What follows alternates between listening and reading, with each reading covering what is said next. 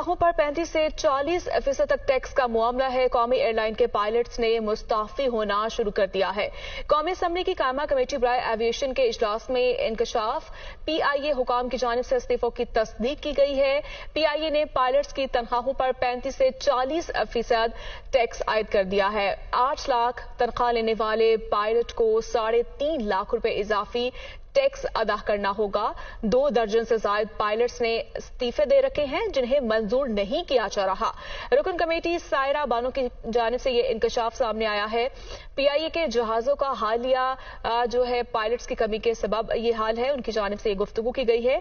PIA हुकाम की जानिब से इस्तीफों की तस्दीक की गई है। पायलट्स के इस्तीफे मौसूल हुए हैं।